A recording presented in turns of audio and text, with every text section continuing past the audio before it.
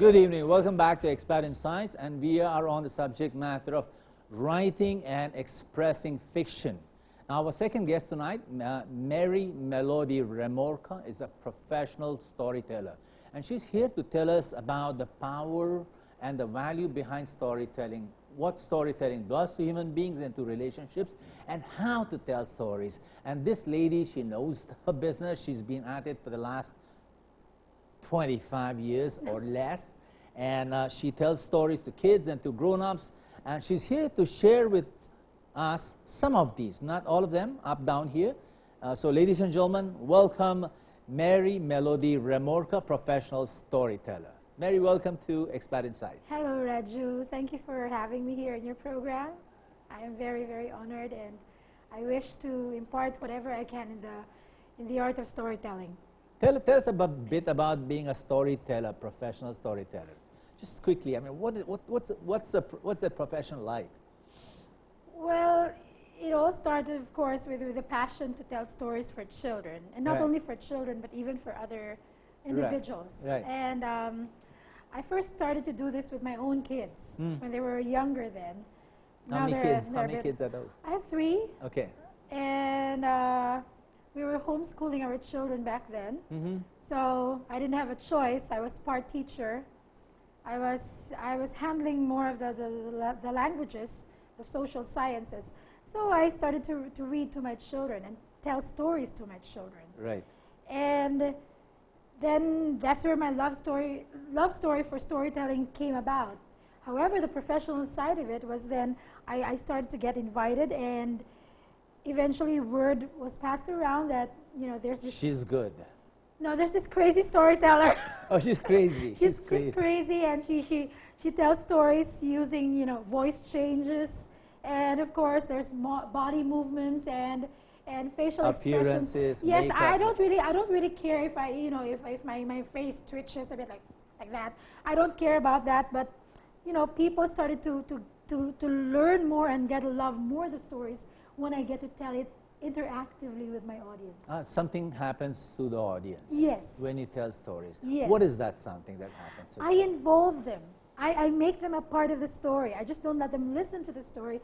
I let them, you know, put in the voices of the characters. I let them do the movements for the characters. I let them do the expressions for the characters. Okay. And so that's where they connect with the story. Before I ask you a lot more questions about the philosophy behind storytelling, give us an example of all these books. Can we look at all these examples? Give us a quick 2-minute example of something of your choice. I don't care which one, but give us a story and rock us for the next 2 minutes. What is this? You're going to tell... This is The Boy Who Wouldn't Share. Okay, she's going to do a story, The Boy Who Wouldn't Share. Yes, Here by we go. Mike Reese. 2 minutes? Yeah, 3 minutes? sure. Okay, fantastic. Now, there was a boy. Okay, take two. Okay. Yeah, okay, go. There's this boy, his name is Edward. Now, Edward was a frightful boy because he was a boy who wouldn't share. Now, okay. Every time his sister would ask him, "Hey, Edward, can I use your toy?" Like one day, his sister was asking him, Can I use your rocking horse?" And then Edward said, "No, it's mine."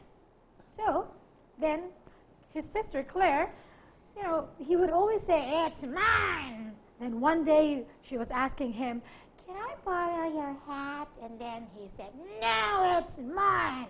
Give me that." Right, he was a mean boy. He was a mean child. He was a mean child. And so then she was asking for the teddy bear. Can I hug your teddy bear?" And then he said, "It's mine. Why should I share?" Okay, so he wouldn't share anything. He wouldn't really practically share any of his toys to Sister Claire. Every time she was asking for the slinky, he would always say, "It's mine." And one day he was asked for like the big Frankenstein toy. And he had a Frankenstein toy. He had a big Frankenstein toy. Yeah. You know, and then she was saying, "Can I borrow your Frankenstein toy, Edward?" And so what would Edward always say? "It's mine, mine, mine." So, really mean kid. Really mean kid. Now she went on asking for the hamster cage, his truck, his duck, his train, his bike. And then she even asked for a doll, which he didn't even really like. A dog. A real doll, life a dog. doll, Okay. yeah. And then she was asking for the hockey stick, and she was asking for the bowling ball. But then what would Edward always say? It's mine, mine, mine, mine. He would always say that.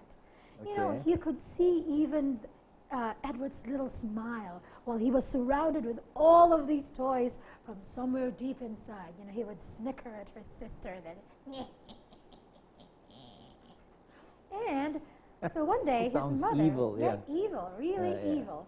Now, when Edward's mom came in one day with a plate full of fudge. Fudge. Yeah, fudge. Chocolate fudge. Chocolate fudge. Oh, glorious chocolate fudge. And so she was giving it to both Edward and to Claire.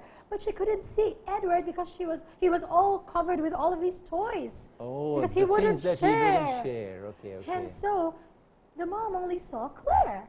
And so since she saw Claire, well, she then gave it all to Claire. But Claire knew it was only fair to share it with Edward. Oh, but Claire was a nice girl. Yes. So then she saw the teddy bear. So she said, "Oh, hello, teddy bear. Would you want some fudge?"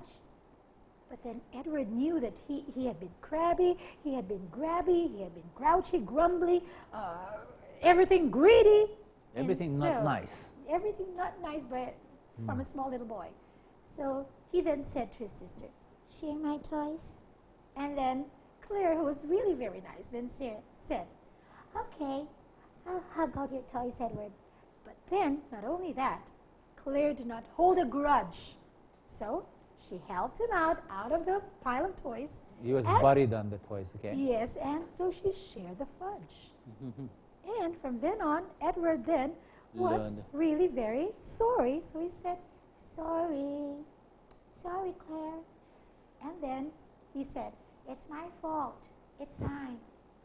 And you wouldn't know what? That day then, Edward turned out to be fine. After that, he became a boy who wouldn't share. So that's the motto of the story is what? Yes, but normally during this age, you don't normally say, you know, the moral of the stories, the lessons that you can learn from the stories. I don't really try to, you know, bombard that with the children. To the children, okay. I let them think. I let them participate. I let them get involved into it. And, you know, it's like passing on to them, what do you think you can get from the story? And what do they say? Yes. What do they and say? then they process it. And they say like, yeah, he was a mean boy. He was grouchy. He was greedy. He was all of these, you know, grabby, crabby. And from there, you can just let them, you know, analyze everything. They pick up their own lesson. Yes. They probably go and say that, I don't want to be like that. Yes, or probably So I'm like that, you know. Or I have a bit like of an Edward complex in me, so maybe it's time for me to share. So, Melody, do you also do this with grown-ups? Do you also do storytelling with grown-ups or just kids? Yes, I do. I do some sessions with some those who are young at heart.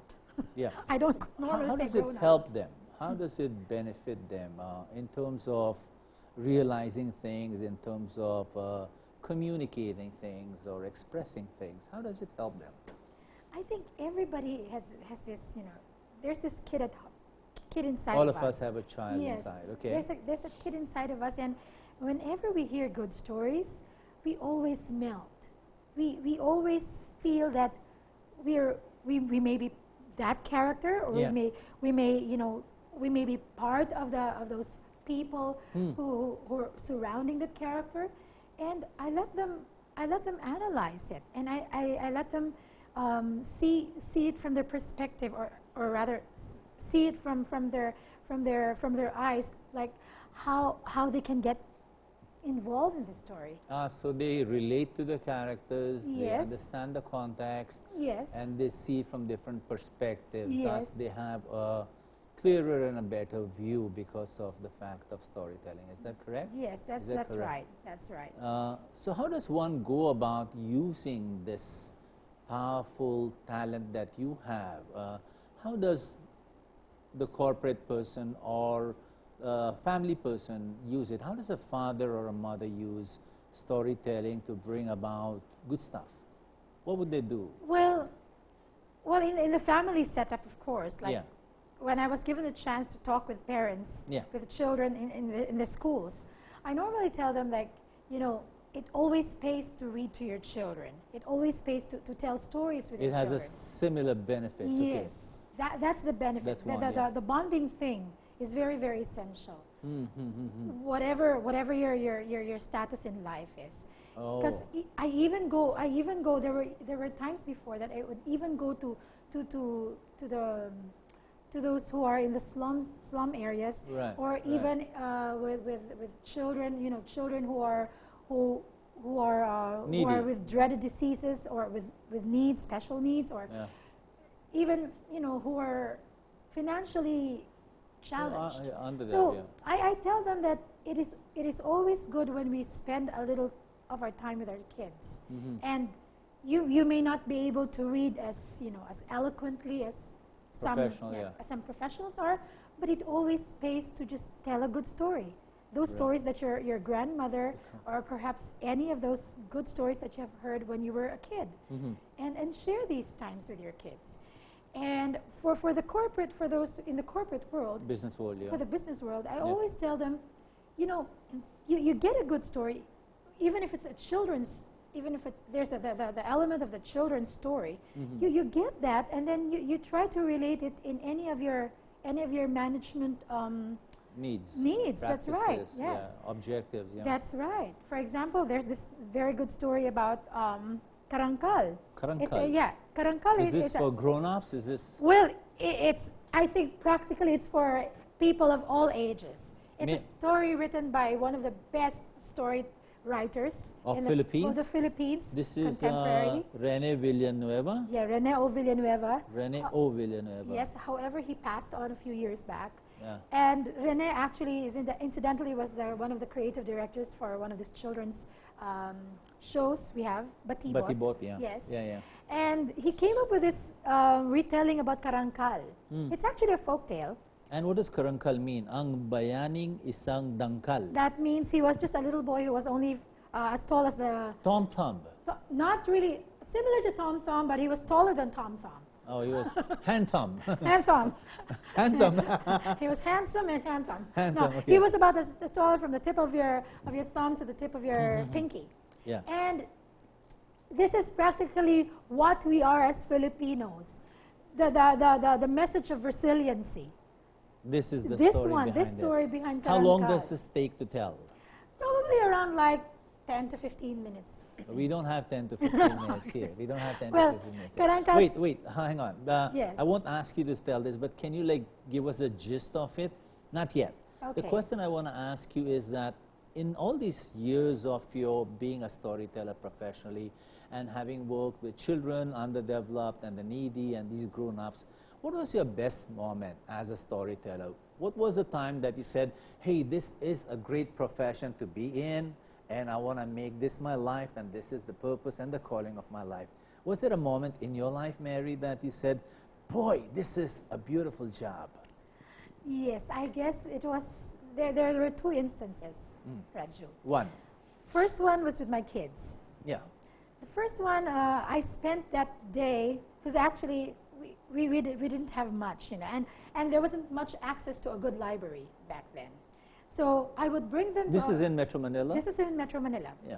And I would bring them to a bookstore. Hmm. And we would call it our library day. Mm-hmm. We would spend the whole day in that bookstore, and I would be reading stories. I would be getting books from the shelves and reading stories to them. Mm-hmm. And I chanced upon this very good book. I brought it with me here. It's called Love You Forever. Mm-hmm. There. Yeah. It's written by one of my favorite.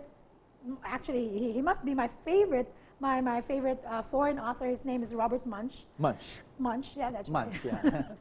And this book talks about a mother's love, a parent's love for her child. Mm-hmm. And it encompasses all of the ages that the child went through.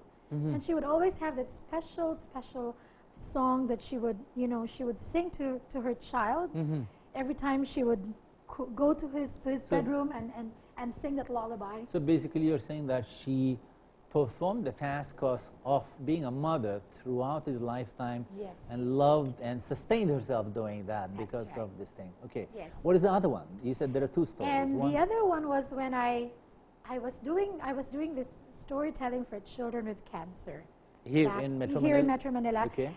It was with this group with a Kais Foundation and together with the doctors of East Avenue Medical Center. And there was this particular girl who was about the same age as my daughter was back then. How old was that? She was about 9 years old when this little girl Mm-hmm. Yeah. passed on. Yeah. And that was the week that she passed on. Pass away. Passed away, Yeah. rather. Passed away. And she was telling me, like, Tita Melody, you know what? Whenever I go to heaven already, I will meet Jesus. And I Yeah. said, oh yes, but try to Live a push full life. yourself, and if you can still Don't join rush, your parents, yeah. don't rush into it. We need you, we love you. I was telling her all of that after Yeah. doing the story. Yeah. And she said something like, it's okay, Tita Melody, I'm ready. Wow. I said, okay, just, and jokingly I said, tell Jesus hi. Okay, I was saying that. And then she went on saying like, Tita Melody, when I see Jesus up in heaven, I will tell him, Jesus, you know what, there's this lady, her name is Tita Melody, she's been telling me stories for so long already in the cancer ward, and maybe Jesus, maybe you can also get Tita Melody and let her join us here in heaven. Yes. And I was like telling her, no, not yet. Not yet. yet. You're in no rush. Not this time yet. Okay, don't rush me. Yeah. But that was the most, I think that was the most touching thing that I've ever heard from a girl. Mm-hmm. That, even beyond this life, she wants me to be with her to tell stories. So much with her. attachment because of your Yes, storytelling. and I held on to that particular story. I held on to that particular girl, and she had always been very, very special To you. in my heart. So, Melody, I don't know what to call you. Melody, I like Melody. Melody. Melody is nice. So, Melody, if one wants to become a storyteller, if a mother, a father, a business person, or a teacher wants to become more of a storyteller, what are the 5 steps or 3 steps would you recommend? What do they do? How do you tell a great story? What do you do? Step 1, step 2, step 3. What is I that? think there are no particular steps that I can There's no say structure, yeah? Raju, but I would just like to tell them that I always give this challenge to teachers or parents or to children whenever they're being They want to asked- become storytellers, yeah. Yes, when they're being asked to become a storyteller, I always tell them, always have that passion. Have passion, yeah? Have that passion. Passion in the sense that, you're so passionate to read a lot of Yeah. things, Yeah. and passion to tell what you have been reading, what has been, to spread the spoken word.